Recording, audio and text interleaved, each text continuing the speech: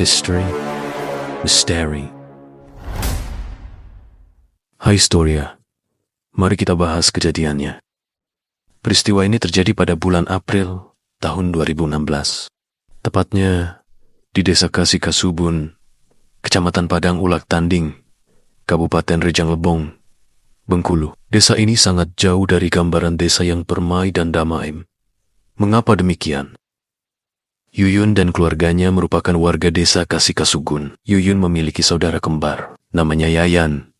Orang tuanya berasal dari Kabupaten Dirawa, Sumatera Selatan. Sehari-hari keduanya bekerja di kebun, sama seperti mayoritas penduduk desa lainnya, yang berkebun kopi, karet, sayur dan buah. Yuyun, yang berusia 14 tahun, merupakan siswi kelas 1 SMP. Dia ranking 3 di kelasnya, sebab orang tuanya sibuk berkebun setiap hari. Sejak SD, Yuyun sudah mandiri berjalan kaki, pulang pergi sekolah setiap hari. Begitu pula pada Sabtu 2 April tahun 2016, sekitar jam 13:30 siang. Seperti biasa, Yuyun yang berseragam pramuka pulang sekolah berjalan kaki dengan jarak yang ditempuhnya sekitar 1,5 km. Dengan jalanan menanjak dan melewati hutan di kiri kanan dan kebun karet milik warga. Terkadang Yuyun pulang bersama teman-teman, tapi terkadang pulang sendirian. Seperti hari itu, Yuyun pulang seorang diri dengan membawa taplak meja dan bendera merah putih untuk dicuci guna persiapan upacara bendera hari Senin. Di saat itu, Yuyun tidak mendapat firasat buruk bahwa tak lama lagi hidupnya akan berakhir. Pada hari yang sama, Sabtu 2 April tahun 2016, 14 orang pemuda berkumpul dan minum tuak di rumah seorang di antara mereka yang bernama Dedi. Sebagian pemuda itu tidak tamat SD, sebagian hanya tamat SMP. Ada pula seorang yang masih duduk di bangku SMP. Usai minum-minum mereka menuju perkebunan karet milik warga setempat sekitar 300 meter dari rumah Dedi dan nongkrong di pinggir jalan. Sambil mengobrol saat itulah mereka melihat seorang siswi berpakaian pramuka lewat di jalan yang sepi itu. Siswi itu adalah Yuyun. Dedi lalu berkata, "Weh, ada cewek lewat tuh." Zainal, seorang pemuda yang berusia paling tua, kemudian membalas, "Kita pakai bayi cewek itu." Pemuda-pemuda itu kemudian menyergap Yuyun. Para pelaku yang melihat Yuyun langsung mencegat dan menyekap Yuyun. Kepala Yuyun dipukuli kayu, kaki dan tangannya diikat, leher dicekik, kemudian dicabuli secara bergiliran. Bahkan ada pelaku yang mengulang perbuatannya hingga 3 kali. Para pelaku lalu mengikat dan membuang tubuh korban ke jurang sedalam 5 meter dan menutupinya dengan dedaunan dalam kondisi tanpa busana. Sore menjelang, Yuyun yang tidak pulang-pulang membuat khawatir keluarganya. Esoknya, tepatnya hari Minggu 3 April, hilangnya Yuyun dilaporkan pada kepala desa. Keluarga Yuyun dan warga melakukan pencarian. Termasuk di antara warga adalah para pelaku yang ikut berpura-pura mencari keberadaan Yuyun. Hingga malam Yuyun belum juga ditemukan. Keesokan harinya, Senin 4 April, siang hari, Yuyun ditemukan oleh warga dalam kondisi tidak bernyawa. Ketika polisi tiba di tempat kejadian perkara dan melakukan investigasi, para pelaku ikut hadir, berlagak geram dan berpura-pura prihatin atas kejadian yang menimpa Yuyun. Mereka bahkan berkata pelaku sangat kejam dan harus segera ditangkap. Hasil visum menyebutkan Yuyun sudah meninggal saat pemerkosaan berlangsung. Yuyun pun dimakamkan di pemakaman umum desa Kasikasubun. Bobby, salah satu pelaku, ikut menggali kuburan korban, seolah tidak bersalah. Barulah 5 hari kemudian, setelah Yuyun ditemukan, lewat investigasi, polisi berhasil menangkap 13 pelaku aksi kejahatan itu. Seorang lagi yang bernama Firman masih buron. Di antara total 14 pelaku, 6 orang berusia dewasa, yang usianya 19 hingga 23 tahun, sedangkan 8 lainnya berusia di bawah umur antara 13 hingga 18 tahun.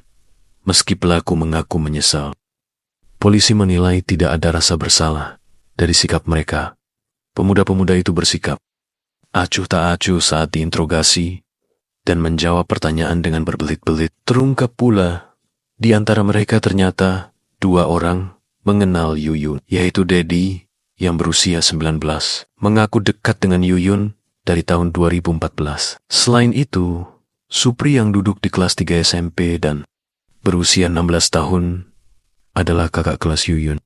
Perbuatan 14 pemuda itu membuat syok banyak pihak. Bagaimana mungkin aksi begitu keji terjadi di sebuah desa terpencil? Dari pemberitaan media, kemudian terungkap ternyata aksi kejahatan sudah tidak asing di sekitar kawasan itu, terutama di kecamatan tetangga, yakni Binduriang. Banyak terjadi kejahatan narkoba dan begal.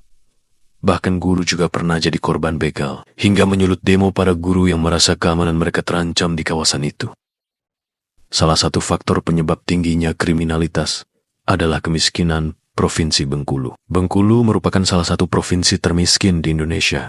Kemiskinan telah melahirkan beragam penyakit sosial, seperti minuman keras, mabuk-mabukan, dan penggunaan narkoba. Peristiwa di desa Kasih Kasubur itu segera jadi berita nasional dan mengundang perhatian dan kecaman banyak pihak. Aksi keprihatinan dan solidaritas digelar di berbagai tempat di Indonesia, termasuk di depan Bundaran HI. Jakarta, hashtag solidaritas untuk Yuyun, hashtag nyala untuk Yuyun. Menteri Sosial Khofifah Indar Parawansa langsung mendatangi desa Kasih Kasubun untuk bertemu dengan para pelaku dan juga keluarga korban. Kepada media nasional, sang ibu mengatakan, biarkan seluruh dunia tahu apa yang dialami anak saya, dan kami minta pelaku dihukum berat. Mirisnya akibat kasus itu, keluarga dan guru Yuyun diancam akan dihabisi oleh pihak keluarga pelaku. Mereka menuduh guru Yuyun sebagai pelapor kejadian dan khawatir nantinya kesaksiannya di persidangan akan memberatkan para pelaku. Tapi guru Yuyun tidak gentar. Jikapun dia harus mati akibat bersaksi demi Yuyun, dia rela. Sejak kejadian itu, keluarga Yuyun merasa tidak nyaman lagi tinggal di desa. Ketika orang tua Yuyun bertemu keluarga pelaku di kebun, mereka tak sudi menyapa orang tua Yuyun. Keluarga Yuyun menerima ancaman dari pihak-pihak yang merasa anak-anak mereka mendapat masalah akibat peristiwa yang menimpa Yuyun. Untuk sementara keluarga Yuyun diungsikan oleh aparat setempat. Yayan saudara kembar Yuyun juga merasa takut untuk tetap tinggal di desa, sebab pelaku dan keluarga pelaku pun tinggal di sana. Mensos memutuskan membawa Yayan ke Malang untuk masuk pondok pesantren, sesuai dengan cita-cita ibu dan bapaknya. Berbagai pihak mengulurkan bantuan bagi keluarga Yuyun. Seorang dermawan asal Surabaya memberikan sebuah sepeda motor. Diharapkan sepeda motor bisa digunakan memperlancar aktivitas orang tua Yuyun agar perekonomian mereka meningkat. Keluarga Yuyun juga mendapat lahan baru jauh dari desa untuk membangun rumah dan berkebun. Mereka menjual rumah lama mereka seharga 15 juta rupiah dan menyerahkan kebun mereka diurus tetangga dengan sistem bagi hasil. Persidangan kasus Yuyun digelar di Pengadilan Negeri Rejang Lebong, Bengkulu. Usai memberi kesaksian, Yana ibu Yuyun sempat histeris sehingga dibawa keluar ruangan. Sang ibu ingin seluruh pelaku dihukum maksimal. Pada akhirnya hakim menjatuhkan hukuman 10 tahun pada 7 terdakwa yang masih di bawah umur dan 1 pelaku yang berusia 13 tahun divonis rehabilitasi dan menjalani pelatihan kerja di lapas. Sedangkan Zainal sang dalang divonis hukuman mati kepada majelis hakim keempat. Pelaku lainnya yang berusia dewasa yaitu Tommy Suket Bobby dan Faisal minta dihukum mati saja. Mendengar hal itu, penasihat hukum mereka heran dan menyerahkan keputusan sepenuhnya kepada hakim yang kemudian menjatuhkan vonis 20 tahun penjara kepada 4 terdakwa. Sedangkan Firman, seorang pelaku lainnya, masih buron. Yakin ayah Yun berharap polisi menembak mati saja si pelaku jika ditemukan. Sementara itu Zainal sang dalang yang divonis hukuman mati mengajukan banding ke Pengadilan Negeri Bengkulu dan kasasi ke MA, tapi semuanya ditolak. Pada September tahun 2021, dikabarkan Zainal yang mendekam di lapas Curug Rejang Lebong Bengkulu masih menunggu keputusan permohonan gerasinya kepada Presiden Jokowi. Kejadian tragis yang menimpa Yuyun meninggalkan banyak hal ganjil.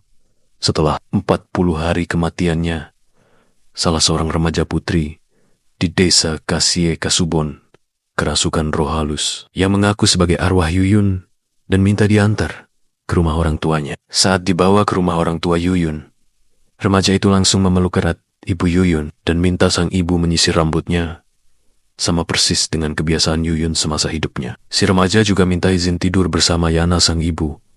Permintaan itu dipenuhi. Hingga kemudian seorang dukun pintar datang dan mengobati Yana.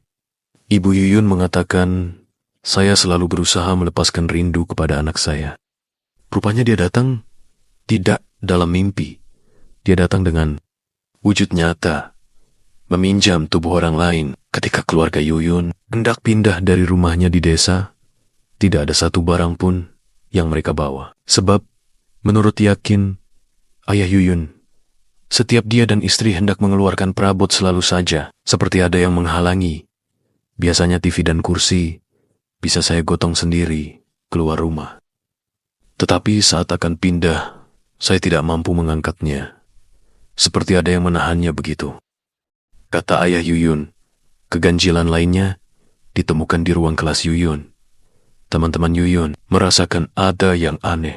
Dengan meja yang selama ini dipakai Yuyun, meja itu selalu basah dan lembab. Semula, teman Yuyun menganggap bangku paling depan yang berada di dekat pintu masuk kelas itu basah karena ketumpahan air. Lantas mereka membersihkannya. Tapi setelah dilap, meja itu kembali basah.